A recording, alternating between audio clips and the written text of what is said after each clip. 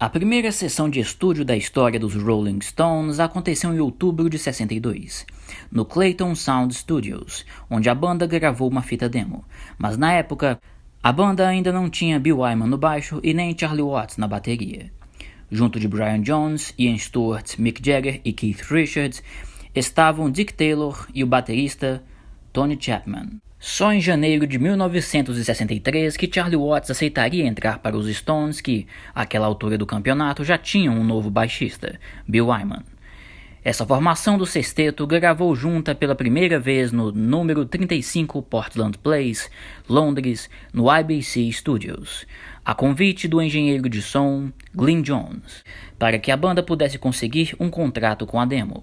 Os Stones assinaram um acordo de 6 meses com o estúdio para gravações livres de taxas. Em 11 de março de 1963, Brian, Stu, Mick, Keith, Bill e Charlie gravaram os covers de Baby What's Wrong, Bright Lights Big City, ambas escritas por Jimmy Reed, Mary Lee Reed e gravadas por Jimmy Reed em 1961. Diddle Daddy, de autoria de Bo Diddley, Harvey Fuqua e gravado originalmente por Bo Diddley em 1955.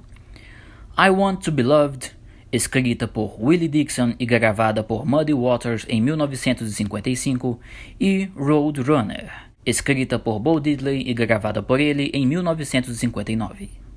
O IBC Studios enviou cópias do resultado da sessão de 3 horas para algumas gravadoras, entre elas estava a EMI, que, assim como as outras companhias que receberam a fita, rejeitou os Stones.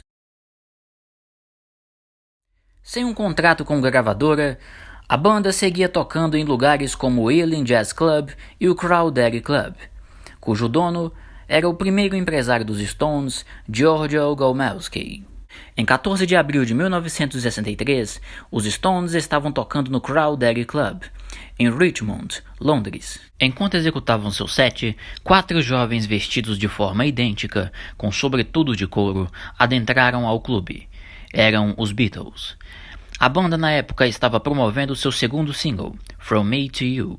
Logo, os Stones sabiam quem eram os 4 rapazes que estavam chegando para assisti-los. Na cerimônia do Rock and Roll Hall of Fame de 1988, Jagger conta que em determinado momento, ele percebeu que ali estava o quarteto, John, Paul, George e Ringo.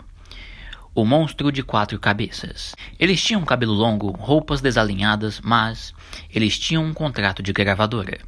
E eles tinham um disco nas paradas com uma gaita blues chamado Love Me Do. Quando eu escutei a combinação de todas essas coisas, eu quase adoeci, disse Mick Jagger na cerimônia de 1988. As bandas se encontraram depois da apresentação, quando os fundadores de cada grupo tiveram sua primeira conversa. Brian Jones perguntou a John Lennon qual gaita ele tinha usado em Love Me Do. John disse a Brian ter usado uma gaita cromática. De acordo com Keith Richards, no momento em que viu os Beatles, Brian Jones quis ser um popstar. Não muito tempo depois do acontecimento, alguém lhe pediu um autógrafo e o sucesso começou a subir a cabeça de Jones, segundo Richards. Ali começava uma relação que meses depois daria aos Stones não só um contrato com a Decca, através de uma indicação de George Harrison, como também o primeiro top 10 da banda com I Wanna Be Your Man, ainda em 1963. No fim, os Beatles, recusados pela Decca em 62, já eram contratados da EMI e os Stones, recusados pela EMI em 63, foram contratados pela Decca. Nestas fotos, temos provavelmente as primeiras imagens dos Rolling Stones na imprensa, feitas no Crawdaddy Club em 7 de abril de 1963. As fotos foram publicadas em 13 de abril, um dia antes dos Stones conhecerem os Beatles, no jornal Richmond and Twickenham Times. Este começo da relação entre Stones e Beatles foi muito bem resumido por Keith Richards em 2016. Nas palavras do guitarrista, nós achávamos que éramos os únicos caras no país. E aparece um bando de caras de Liverpool. Eles eram um grupo vocal, na verdade. Mas ao mesmo tempo eram outra banda por dentro do Rhythm and Blues. Foi um tipo de revelação para nós.